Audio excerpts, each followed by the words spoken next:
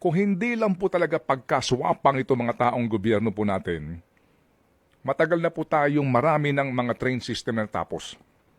Pagkaswapang kasi nila sa pera. Bakit?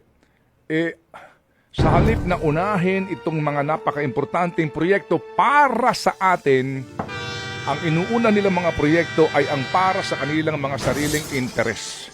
So ayan mga pre, narinig niyo po yun. Ito si Ted Filon ay bumabanat, no? Swapang daw po yung nasa gobyerno. Yung ngayon yung ngayon pa po yung naging swapang. Yung nagtatrabaho ng maayos, yan pa yung naging swapang. 'Di ba? Hindi nga niya mabanatan si Sara Duterte sa confidential funds. Pero yung gobyerno, sabi niya gobyerno na to. Sino ba yung kanino bang gobyerno ito? O di ba? PBBM administration. So ang pinaparinggan mo dito, ito ay para sa akin lang, yung pangulo. Oo, lalong-lalo na yung yung mga kongresista natin, di ba? Oo. Bakit pa kasi kailangan magparinig? Di ba? May mga issue naman dito. Katulad ng confidential funds, yung patayan. Di ba? O sa panahon na lang ni Digong, bakit hindi nagawa yung mga train system na yan? Bakit? Bakit? Purong patayan yung ginagawa. Yung administrasyon na to, hindi pa po sila tapos. Diba? Oo, wala pa pong 2028. Diba? Wala pa. Antayin nyo silang matapos bago kayo magkomento. Diba? Katulad yan, si Digong tapos na. Oh, wala namang nagawa. Diba? Puro lang pagpatayan yung ginagawa. Yung iba nating kasamahan diyan na frame up pa. Oh. Ay yun yung bigyan niyo ng komento, lalo na yung anak niya ngayon na si Sara Duterte. 'Di ba? Kasi nga bakit? May issue sa confidential funds na hindi niya masagot-sagot. Bakit niyo kasi yung pangulo yung pinupunterian niyo? Although wala ka namang pinapangalanan dito, pero kanino bang administrasyon to? Kanino bang gobyerno to ngayon? Sino ba yung namamahala? Di ba Ted Filon? Oo. Ganun yun. Hindi naman ako galit kay Ted Filon, pero nagpupokus lang po tayo sa issue.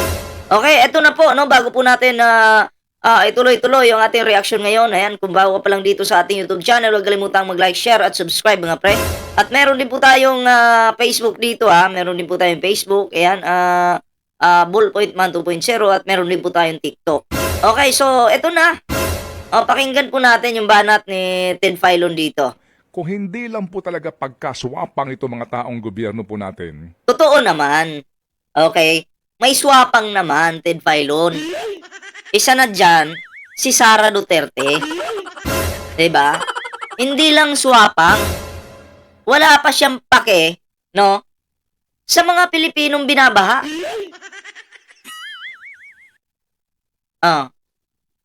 Diba? Wala.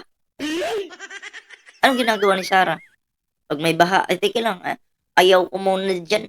Doon muna ako sa, Taylor Swift. KO! Tama ba yun? Mag-Taylor Swift ka muna. Pag may baha na naman dito, ayaw ko muna dito. Doon muna ako sa, Visayas. Andun yung mayor, kasal kasi. Dismiss mayor pala. Tapos, si PBBM, Leni Robredo, Lacona, busy po sa pamimigay ng tulong dito sa Metro Manila kung saan may baha. Diba? Tuloy natin. matagal na po tayong marami ng mga train system na tapos. Pagkaswapang kasi nila sa pera. Katulad niyan, swapang pala sa pera. Kanino yung safe house na yun na 250,000 per day yung rent? Kanino? Ted, lumabas na yan sa quad ko Pukusan mo kaya yun? Kasi grabe, no?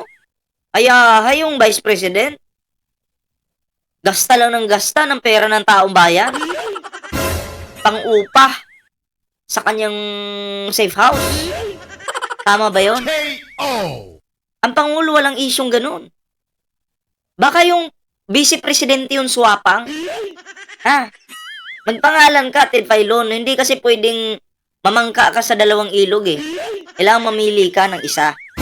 At ang piliin mo, yung dun lang sa tama. Yung vice presidente, vice president, hindi po sila perpektong tao. Tama? Oo, hindi sila perpektong tao. Pero makikita mo sa kanila kung sino yung nagtatrabaho na maayos. Yung mga yan, yung dalawa, vice presidente, presidente, nagkakamali yan. Pero tingnan mo si Sara Duterte, inaraw-araw yung pagkakamali. KO. Alam mo nang mali, ginagawa mo pa. Diba? Oh, tuloy natin. Bakit? Sa halip na unahin itong mga napaka-importanteng proyekto para sa atin, ang inuuna nilang mga proyekto ay ang para sa kanilang mga sariling interes. Magandang halimbawa ito ngayon, itong 288 billion na isiningit po sa pambansang budget. Ang nasilip yung bilyon. Diba? Yun yung nasilip niya. Eh, hindi naman kinurakot. May nabalitaan ba tayo na yung 200 plus billion na budget na yan ay biglang nawala? Meron ba? May ganun bang issue? KO. Oh, wala naman, di ba? Oh, tuloy natin. 288 billion. Binawasan daw ng 26. Okay, Daw. Di ka sure. KO. Teka lang din. Di ka sure dahil may daw. Okay, binawasan daw ng 28. O, tapos, 26. So magkano pa 28 o 26. O, basta may binawas. O, natira? But basically po, wala naman sa plano mismo po ng kagawaran, wala mismo ho sa plano talaga ng pambansang gobyerno, isiningit po nitong sigurado ko'y magnanakaw sa perang ito. o tingnan mo, sigurado na daw siya na magnanakaw daw. Hindi pa nananakaw, inakusahan mo na. Dapat pinangalanan mo. Hindi, Ted Filon, nandyan pa oh. Paano mo sasabihin sigurado kang nanakawin yan? Eh, Ted Filon, may sigurado na eh. Na magnanakaw. Mandarambong, isang vice-presidente. Marami ng ebidensya, yun yung sigurado, yun yung banatan mo. Huwag mo munang banatan yung hindi ka sigurado. Na sinasabi mong sigurado. Medyo magulo, di ba? Kasi para sa kanya, 100% magnanakaw talaga eh. Di ba? Binanatan mo na agad, Ted Filon. Grabe ka. May Sara Duterte dyan, oh. Di ba? Hindi niya masagot yung issue na yan. Bakit sisilipin mo yung nandyan lang na pera? Hindi pa naman nawawala. Baka sa ang depensa nito, ni Ted Filon, kaya nga kinukontent na natin eh. Kaya nga tinatopic na natin dahil baka mawala. Nandyan na. Aba, hindi pwede yan. Diba? Di ka kasi pwedeng manghula eh, na mag-a-advance ka na itong pera na to in the future, sigurado ako mawawala yan. Di pwede. Ha? Di pwede yun. Wala pang ang isyong ganun, inunahan mo na. O kung ikaw kaya yung may hawak ng budget na yan, Ted Filon, at sabihin ko sa'yo, sample lang to ha, si Ted Filon, sigurado ako ha, yung hawak niyang pera na yan, nanakawin niya yan. Tapos ilabas ko sa publiko, anong mararamdaman mo? Matutuwa ka ba? Eh syempre, hawak mo pa yung pera eh. Hawak mo. Hindi mo naman ninakaw. Masasaktan ka, natural. Diba? Isipin mo, baliktarin mo yung sitwasyon kung ikaw yung nandun sa kalagayan nila ngayon. Or nang tinutukoy mo. Dapat kasi pinapangalanan mo. KO. Diba? Pinipilit nila. Dahil dito po sigurado ang kanilang kitaan. O, tinan mo. Tingnan mo dito si Ted Filon. Diba? Alam na, alam ah.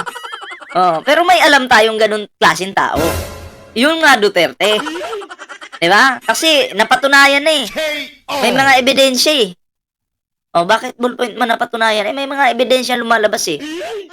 Bakit? Sa mata po ng tao, hindi po sa mata ng batas sa mata po ng tao, pag hindi mo sinagot yung issue mo, ibig sabihin guilty ka. Okay? Sa mata ng tao. Ganun yun. May biblame mo ba kami kung ganun yung tingin namin sa mga Duterte? Hindi nila sinasagot eh.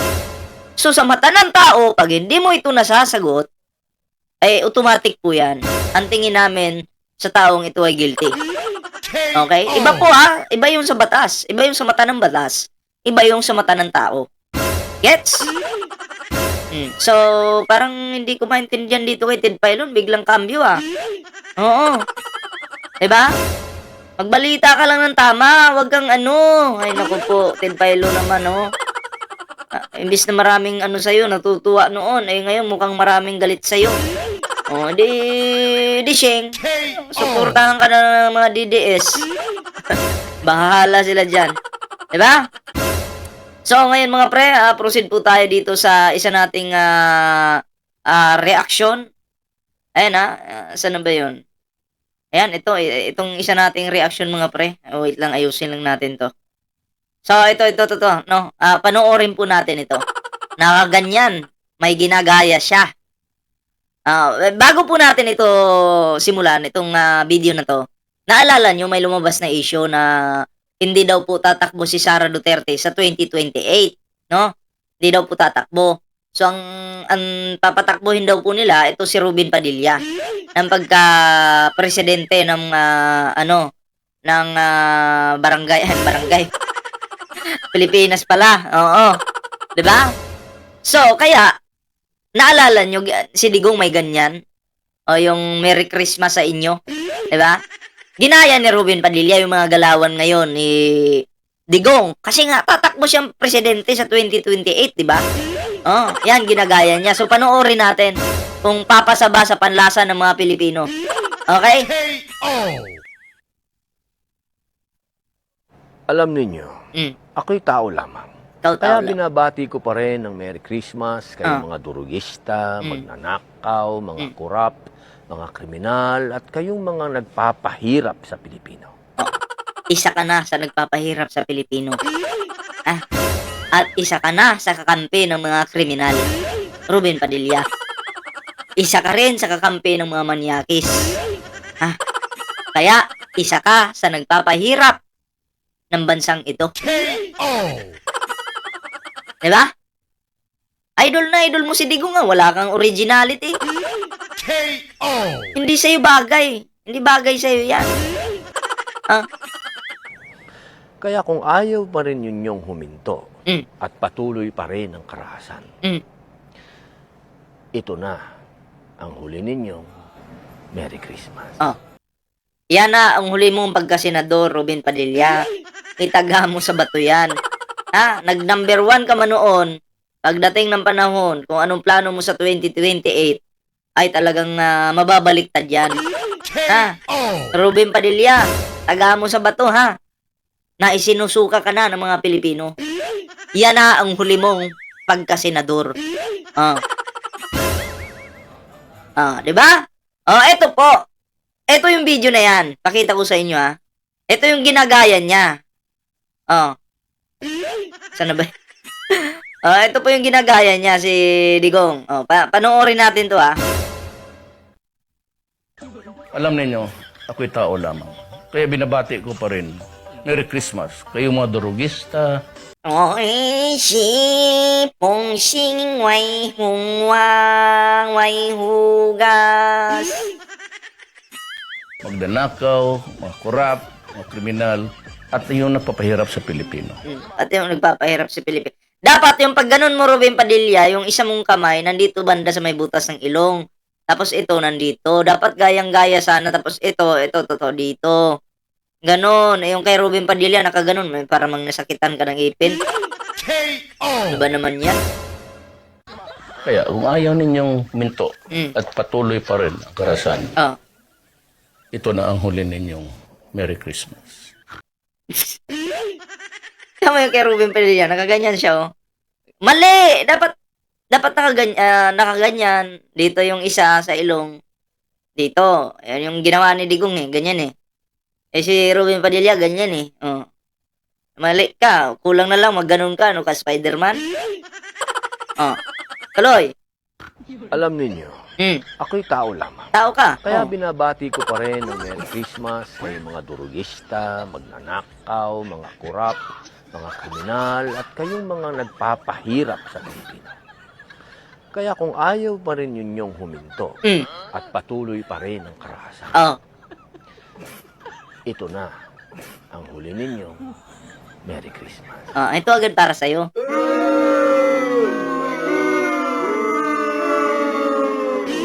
Wala kang originality. Ang kay Digong ay kay Digong. Ang sa'yo ay dapat gumawa ka ng para sa'yo. K.O. Ano ba naman yan? Hindi bagay eh. Hindi talaga bagay. Promise. Hindi siya katanggap-tanggap. Ha? Sabi ko, teka lang. Parang lalong, imbis pagandahin yung version, lalong pumangit ah. K.O. Eto na. Ito na yung isunod natin mga pre. Itong isang video noon ni Ruben Padilla, no? Rodrigo Duterte political ad with Ruben Padilla. Ayan. Ito po, sino pong nakaalala nito? Bigyan po natin ng reaksyon yung mga sasabihin ni Ruben Padilla dito kung may natupad ba sa kanilang mga pangako, no? Ayan, tingnan natin kung may natupad ba sa mga pangako nila.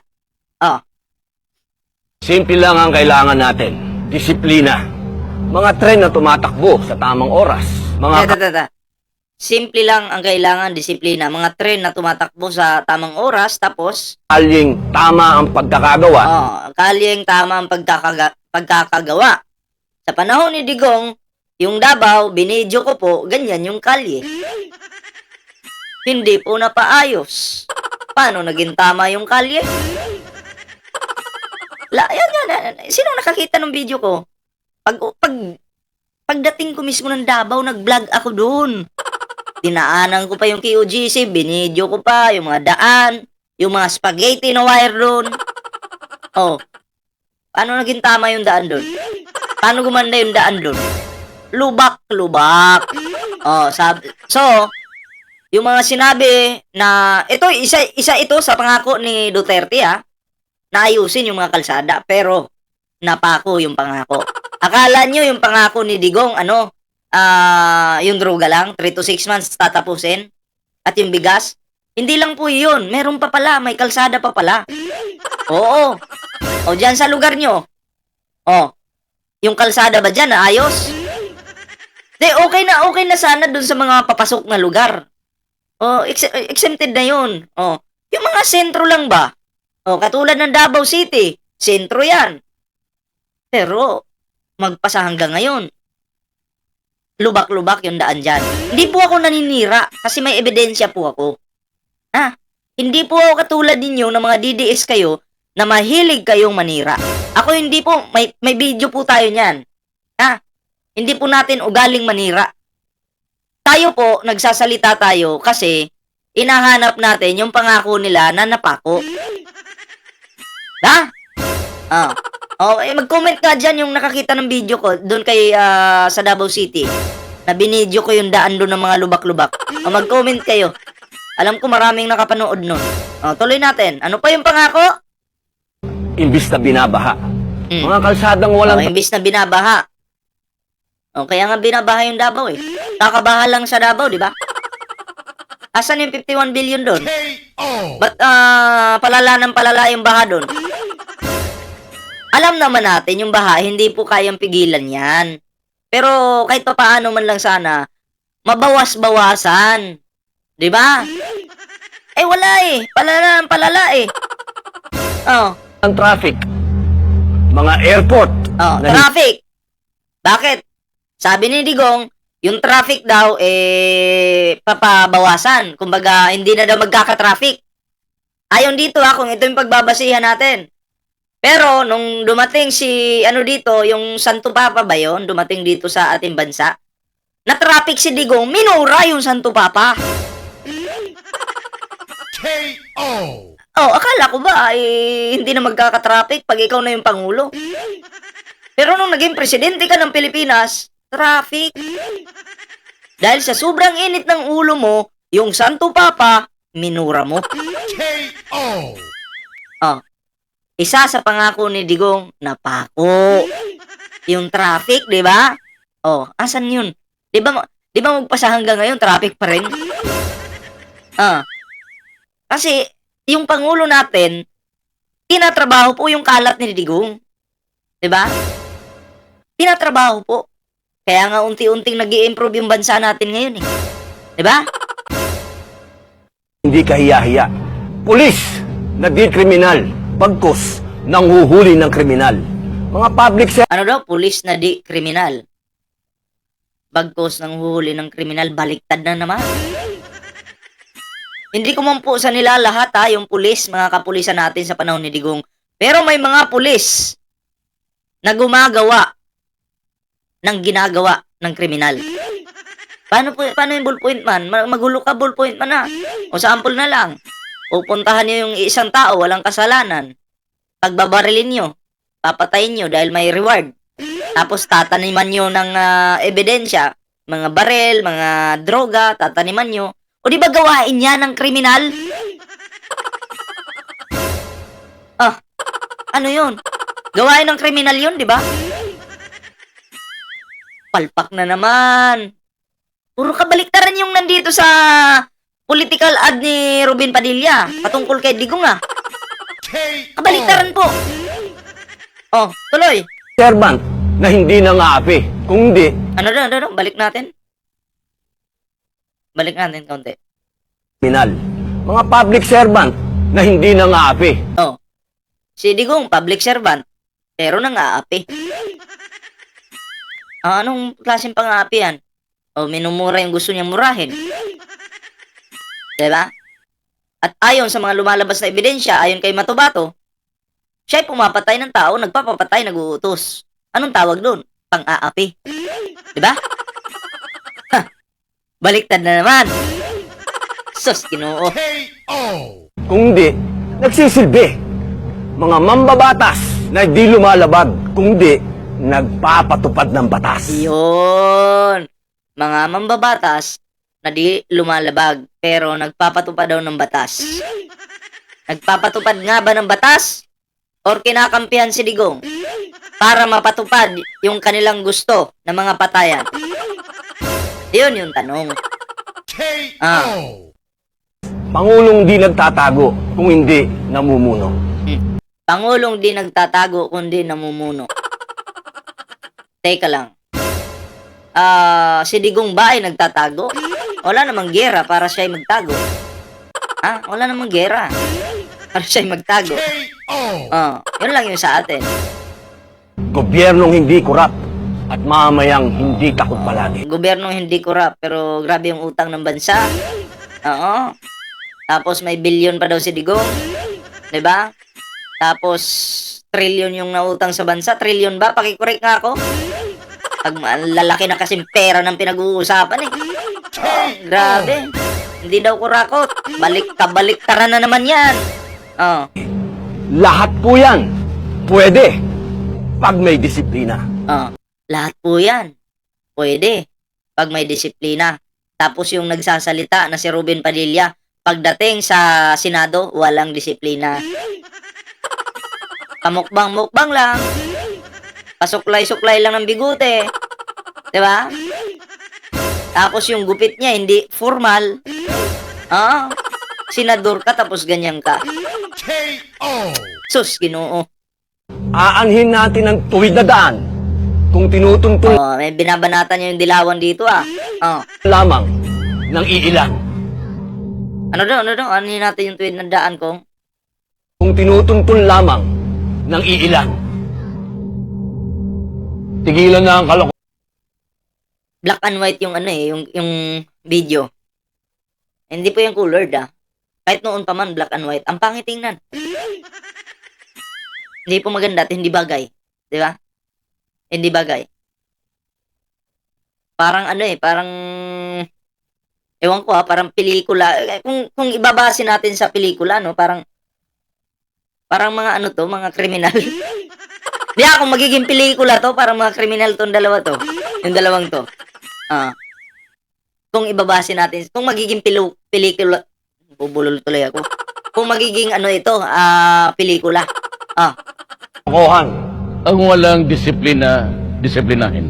Disiplina Duterte. para presidente. Kaya tama, ako'y naniniwala sa ating gobyerno ngayon at sa ICC, ang mga walang disiplina ay dapat disiplinahin. Yun. Tapos ang usapan. Diba? So, yun lang po mga pre, yung ating, yung ating video. Ayan salamat po sa nag-share. May share po natin ang ating video ngayon. Mag-like na rin kayo mga pre. At syempre, mag-subscribe na rin kayo. Also, ring the notification bell mga pre. Para updated po kayo sa mga uploads natin. And syempre, meron po tayong TikTok dito, Facebook. Ayan follow na po kayo dyan. So, yan lang muna mga pre. Kita-kits po tayo sa susunod na video. Ingat and bye-bye. Huwag kalimutang i-share ang video na to.